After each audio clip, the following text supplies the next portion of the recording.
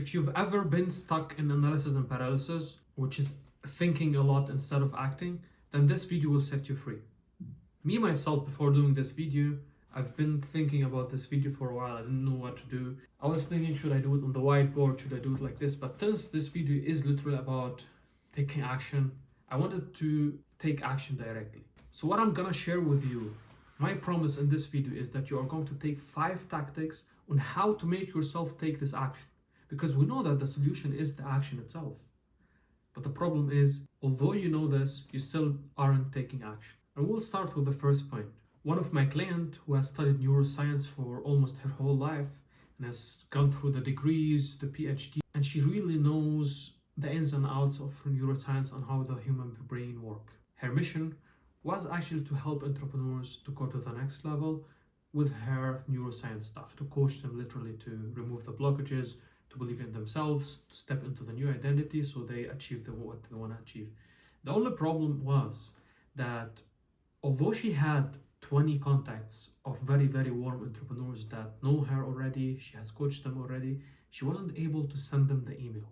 And she was overthinking what she should write in the email, how the subject line should be, and she has never sent the email, which was very problematic. Now, as she stepped into my coaching, we were talking to her, we solved it. And one of the things that I want you to understand is that what has held her back from sending this email? She wasn't sending the email for 5-6 months, and she was overthinking the workshop, overthinking everything. Where is this overthinking coming from? That's the first issue. And to make it simple, it's fear. She's avoiding the fear of failure. What if she sends the email and doesn't work? That means all of her work in all of the previous years are gone in a moment, and they mean nothing. All of her hard work, preparation means nothing. People who she believes in will look at her and glance her, and she will feel the guilt and the shame. That's what she's fearing, and that's why she's avoiding the task. Because if she fails, this is how she gonna feel. Probably you too. So first of all, I want you to understand this, that it's not about you having some type of behavior that's subconsciously anchored, that you just kind of loop and think and so on, and you are an overthinker, because that doesn't bring you anywhere. It is within this topic that you have literally fear. And this can become a habit, but that's a topic for another day. If you want to understand more about the nature of analysis and paralysis, you can click on this video and watch it. For now, I'm gonna share the tactics of how to bring yourself to take the action despite this fear. So tactic number 1, the first tactic, is literally facing the fear. And to do that, I want you to visualize the worst case scenario. Imagine that whatever you are working on, let's say you want to launch this workshop, fails. Let's imagine it fails. The worst case scenario happens. What does it mean for you? Does it mean that you are a loser? Does it mean that you've put your whole resources and whole life and whole efforts into something that's worthless? Does it mean that you are worthless? What does it mean?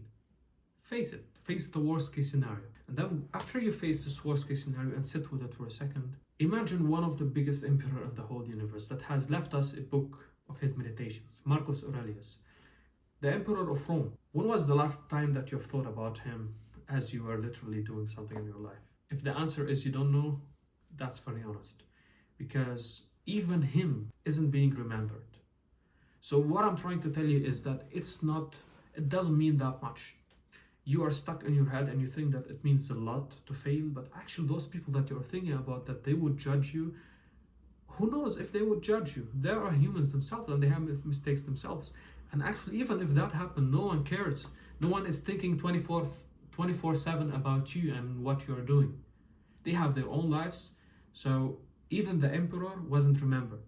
That's why do your thing and don't be scared of fear. That's tactic number 1, to see the fear as it is, to imagine the worst case scenario. That will help you. That might not allow you to have the capacity that will allow you to face this fear, but this will bring the fear down definitely. Now, tactic number 2 is what I call the cost counting. So I want you to think about the cost of inaction and count those. Make a list of the cost of you not taking action on whatever you are fearing, on the workshop, launching the workshop and sending the email. What is it costing you? Is it costing you another year of you not taking action on what you love to take action on? Is it holding your potential and identity back? Is it the reason why you are not financially free? Because if you don't take action on the email and launch this workshop, you will never know if it would work or not, which will leave you in the same situation where you are. So the question, do you want to stay where you are? Do you want to spend 2 more years in the exact same situation where you are right now? Maybe you have been 2 years already in it, or maybe a couple of weeks, a couple of months. How long have you been in it? Do you want to stay where you are? That's what's costing you. So if not, then make sure to make this list of them.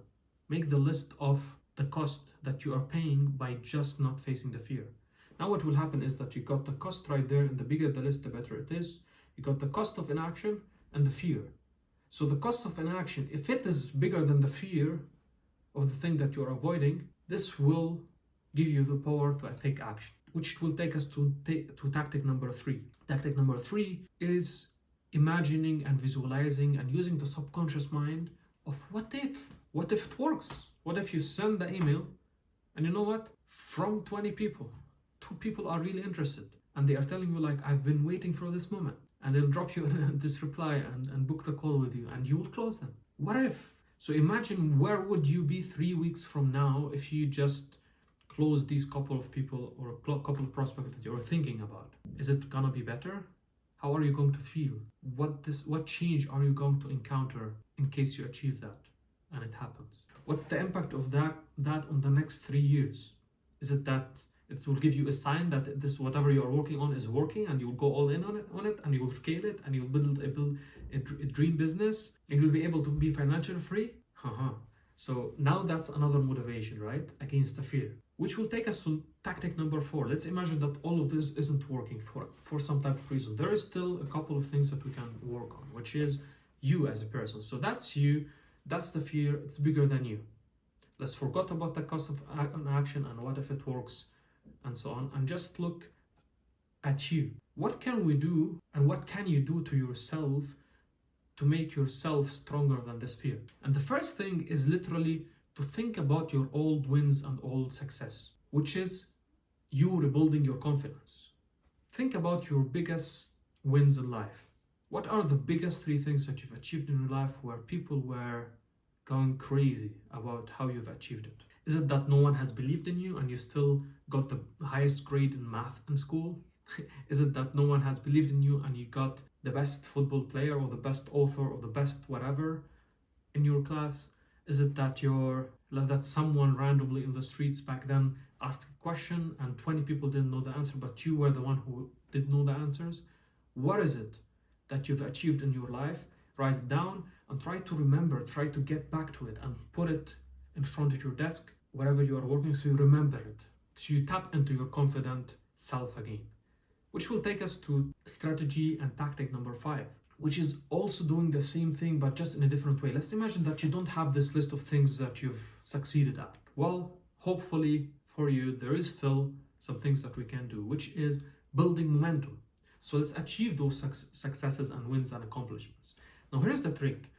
As I've talked about the imagination, I want you to know that your subconscious mind doesn't really know if the win that you are achieving is real or not, because it cannot really know what real is. When you win, you maybe shout and you say, yeah, I won. So that's the anchor of the emotion of winning. Now, this could be regenerated. Let's imagine for a second that you've just done the bed today. You woke up and you decide, you know what? I'm gonna do the bed today. I'm gonna make sure that the bed is ready. And you know what? I'm gonna also prepare the coffee and dress well today. I'm gonna dress well today. Achieved. Let's imagine that you've achieved it.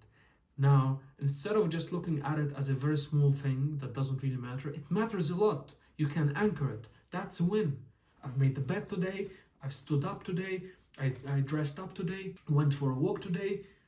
And I feel really ready to tackle this next thing. So by building momentum, especially if you make a list of those, right? Make a list and make sure to tick it with some green color, right? Give it attention because this is a win. So what we're doing right there is a success or achievement journaling. So you are journaling about your wins, even the smallest ones.